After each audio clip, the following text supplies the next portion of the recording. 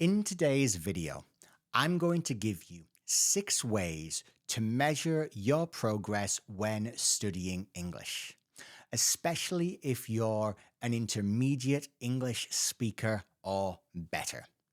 My name is Chris, and I'm a business English coach and tutor. My full time job is helping international professionals to improve the way that they communicate in English at work. This is a question that I hear every couple of days. How can I measure my progress? So I decided to put together a video of some of the most common answers that I give.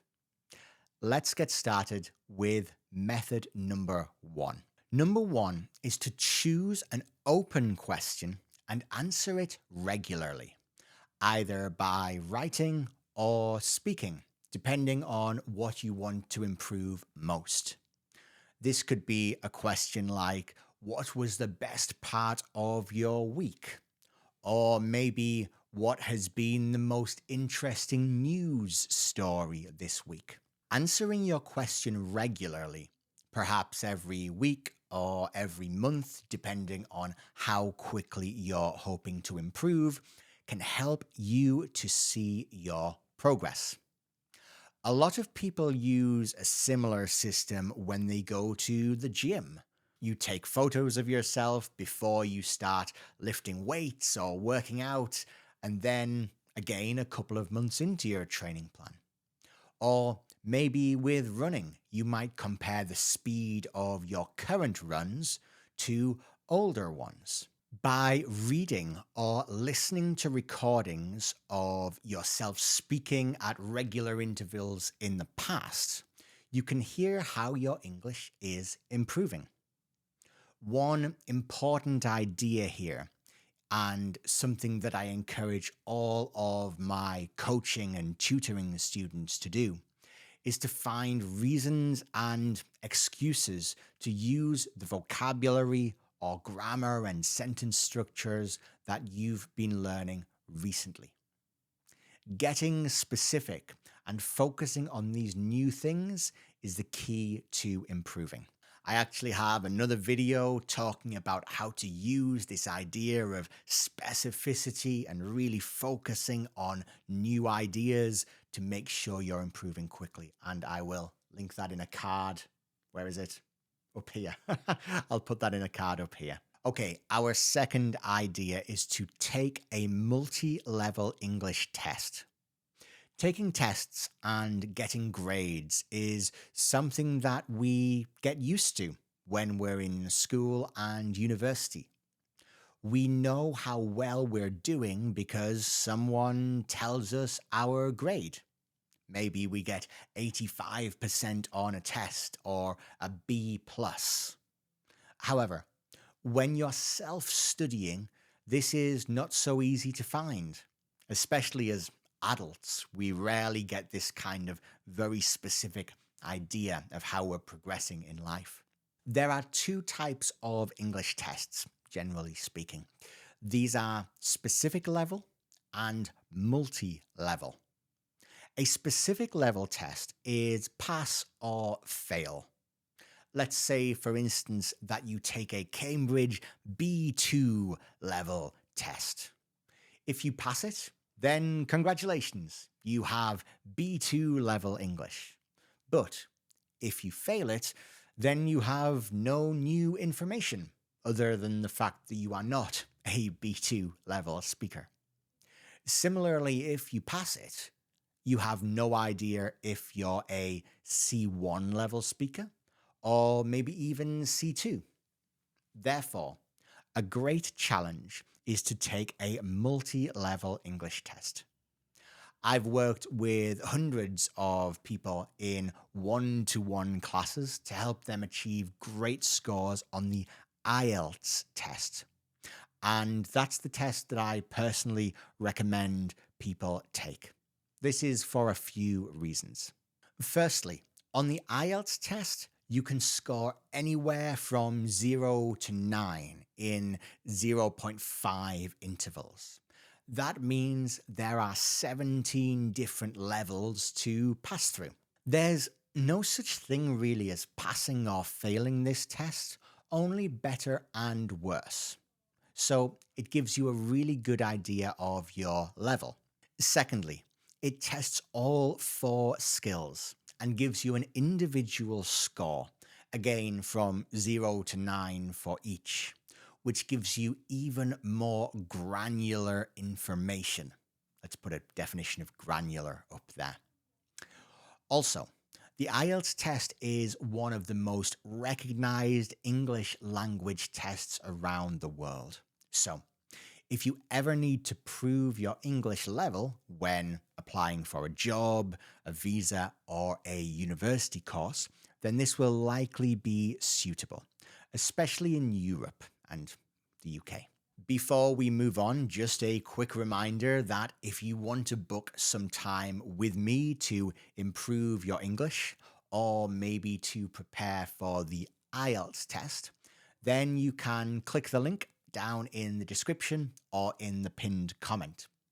I've helped hundreds of people, possibly thousands at this point, at least hundreds, to improve their scores and to prepare for the IELTS test.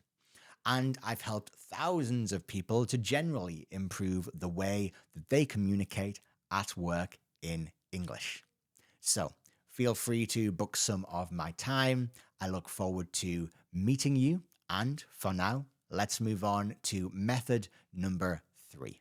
Our next idea is to find specific materials and work through them to find out what is just above your level. This can be a useful way to measure your progress because you're not just outputting English, but getting a lot of input too. One of my favorite resources here is Engoo Daily News. Engoo is a website which publishes news stories that are tailored to English learners and improvers at different levels. All of their materials are rated from 1 to 10, beginner to proficient, A1 to C2. However, their articles start at 5, level 5, and finish at level 10. They have other resources that go down to level 1. So if, for instance, you read a couple of level 7 articles and they are really easy for you, then try the level 8 resources. If you still find that they are within your skill level, try the level 9 stuff. If that's really challenging, then you know that you are somewhere between a level 8 and a level 9 on their scale. Using this method, you can keep coming back to their materials and see how long it takes you to move up to the next level of difficulty, the next level of complexity. Engoo is a website that I've used in one-to-one sessions with students for many years, and they have lots of other resources, not just their daily news. There are other places that you can try. For instance, most articles, stories, magazines, etc. on the British Council website are made for specific level English users. Remember, British Council is a fantastic resource. It is paid for, funded by the British government as a way to improve English levels around the world. So if you're looking on the British Council website, you know that you're getting high quality resources. Okay, let's move on to recognizing and celebrating small victories. Sometimes we focus so much on improving and what's next and learning the next new thing that we fail to notice that we've had success. Success can come in small moments, like being able to read an article at a higher level and getting a general understanding of what it's about. Or maybe watching a movie and understanding what a scene is about without having to read the subtitles. But it can also be much smaller than this. If you're learning a new piece of vocabulary or a new grammar rule or structure, then trying to use this in your speaking or writing is essential. Therefore, recognizing when you've successfully used something new is a victory. So give yourself a pat on the back.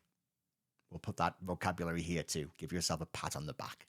If you're also using the first suggestion in this video, then maybe you can talk about it as a highlight of the week. It can even be a great idea to keep a diary of small victories like this to help measure your progress and remind yourself of how frequently you have these moments of success. Okay, number 5 is to keep a golden list.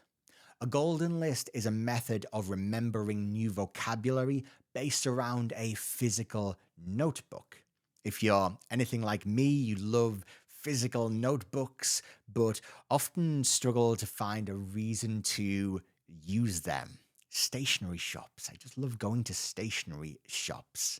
I don't think this is just me. I think this is a really common thing to like looking at pens and notebooks and walking around stationery shops and buying these lovely pieces of stationery. I've definitely got 2 or 3 nice notebooks back here, but finding a reason to use these notebooks is often more difficult. So, I've got a great one for you. So, a golden list is a great way to use your notebooks. There are some great videos about the golden list method on YouTube. And I personally always refer students to an article published by the Open University on this method. If you've never heard of Open University, they are a distance learning, a remote learning university that existed long before the internet. They were doing remote learning through the mail, through posting courses to their students back in the 1960s, 1970s, something like that. So Open University have really high quality materials. So I'll link this article again down in the description and in the pinned comment. And if I ever make a video myself on this topic, then I'll link that too. The golden list system is based around spaced repetition, which is the same idea that all of the most effective vocabulary learning apps use. What you'll be left with is a notebook full of all of the vocabulary that you're learning and a system for getting it into your memory. When you're just starting out with a new language, you can fill up pages very quickly. But when you're at a higher level, this is more challenging. It's more challenging to find new vocabulary. One thing that I encourage students to do is to use a system like the golden list method and return back to those earlier pages, the ones you filled in weeks, months, or even years ago. How much of the vocabulary do you still remember? How much of it do you use regularly, and how much have you forgotten? This system isn't really going to give you a specific level to indicate how you're doing, but it will show you what you've learned and what you've tried to learn but forgotten. Okay, let's do another one. And another way to think about your progress is to measure time spent speaking, reading, listening, or writing. Now, feel free to disagree with me here, and I know that some people will, but I'm going to suggest that if you're engaging with a language, then you are improving, guaranteed. Actually, if you disagree with me, then leave a comment down below and tell me why you think I'm wrong. It's a good chance to practice your writing. I know from my own experience of learning Korean, which is my second language, that the more time I spend speaking, the better and more confident I get.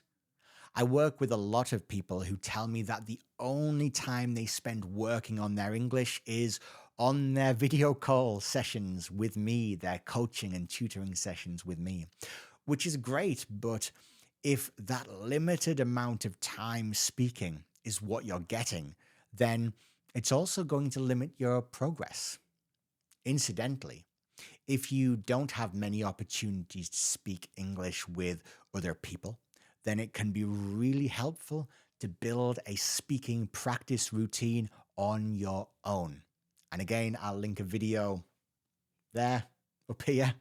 I'll link a video card up here and down in the description about exactly how you can do this. Remember, of course, that we improve the most when we are at the edge of our ability, when something is very challenging but still within our ability level. There's little point in listening to a podcast if you don't understand a single word, but equally little point in reviewing vocabulary that you learned at the beginning of your English language learning journey. But if you're challenging yourself, then, in my opinion, you're definitely improving. So measure the amount of time that you spend engaging with English and challenging yourself. Now, some of these methods are, in my opinion, stronger than others.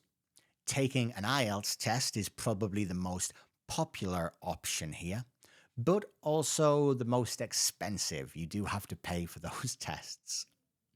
Personally, I think that the first method I mentioned is the best one for most people. That being answering the same question regularly and comparing your ability to answer that question over time. Remember, if you would like to work with me one-on-one to improve the way that you communicate at work in English, then click the link in the video description or in the pinned comment. I've also worked with several hundred professionals to help them prepare for the IELTS test. So if that's your goal, then again, feel free to book some of my time and let's get to work. If you are already thinking about taking the IELTS test, then I have a few phrases that are guaranteed to increase your score. And hey, if you just want to improve your vocabulary, they'll be equally useful for you. I've got a video all about that. I'll link that over here, and I will see you next time. Thanks a lot, everyone. See you soon.